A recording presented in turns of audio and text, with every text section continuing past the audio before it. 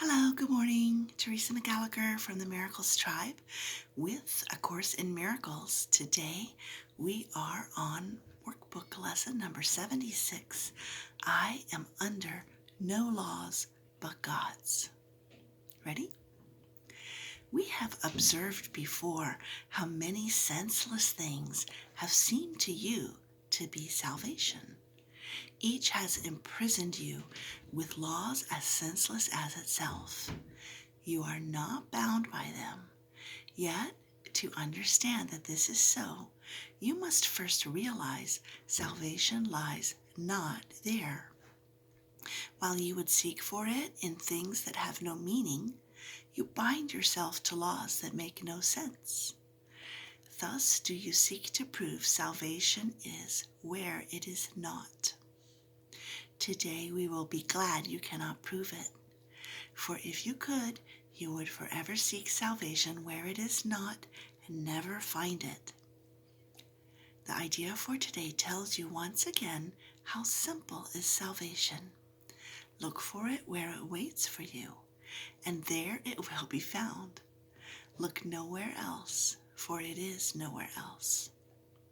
Think of the freedom in the recognition that you are not bound by all the strange and twisted laws you have set up to save you. You really think that you would starve unless you have stacks of green paper strips and piles of metal discs. You really think a small round pellet or some fluid pushed into your veins through a sharpened needle will ward off disease and death. You really think you are alone unless another body is with you. It is insanity that thinks these things. You call them laws and put them under different names in a long catalog of rituals that have no use and serve no purpose. You think you must obey the laws of medicine, of economics, and of health. Protect the body, and you will be saved. These are not laws, but madness. The body is endangered by the mind that hurts itself. The body suffers just in order that the mind will fail to see it is the victim of itself. The body's suffering is a mask the mind holds up to hide what really suffers. It would not understand it is its own enemy, that it attacks itself and wants to die. It is from this your laws would save the body. It is for this you think you are a body. There are no laws except the laws of God. This needs repeating over and over until you realize it applies to everything that you have made in opposition to God's will. Your magic has no meaning. What it is meant to save does not exist. Only what it is meant to hide will save you. The laws of God can never be replaced. We will devote today to rejoicing that this is so. It is no longer a truth that we would hide. We realize instead it is a truth that keeps us free forever. Magic imprisons, but the laws of God make free. The light has come because there are no laws but His. We will begin the longer practice periods today with a short review of the different kinds of laws we have believed we must obey. These would include, for example, the laws of nutrition, of immunization, of medication, and of the body's protection in innumerable ways. Think further. You believe in the laws of friendship, of good relationships and reciprocity. Perhaps you even think that there are laws which set forth what is God's and what is yours. Many religions have been based on this. They would not save you, but damn you in heaven's name.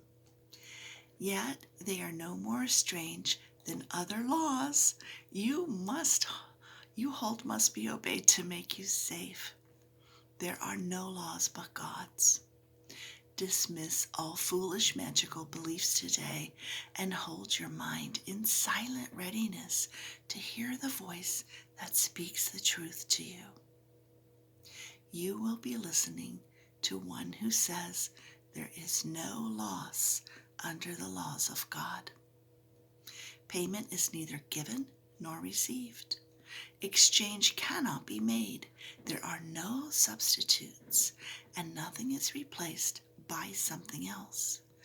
God's laws forever give and never take. Hear him who tells you this and realize how foolish are the laws you thought upheld the world you saw. Then listen further. He will tell you more about the love your Father has for you, about the endless joy he offers you, about his yearning for his only Son, created as his channel for creation, denied to him by his belief in hell. Let us today open God's channels to him and let his will extend through us to him. Thus is creation endlessly increased. His voice will speak of this to us as well as of the joys of heaven, which his laws keep limitless forever. We will repeat today's idea until we have listened and understood there are no laws but God's. Then we will tell ourselves as a dedication with which the practice period concludes, I am under no laws but God's. We will repeat this dedication as often as possible today, at least 4 or 5 times an hour, as well as in response to any temptation to experience ourselves as subject to other laws throughout the day. It is our statement of freedom from all danger and all tyranny. It is our acknowledgement that God is our Father and that his Son is saved. So, a longer practice period today where we look at all the crazy laws that we've believed and been told about and remind ourselves that we are under no laws but God's. And then remind ourselves 4 or 5 times per hour today, especially when we are tempted to believe otherwise. There are no laws but God's, and I am under no laws but God's. Hope you have a great day. Love you. Thanks for joining me, and see you again tomorrow.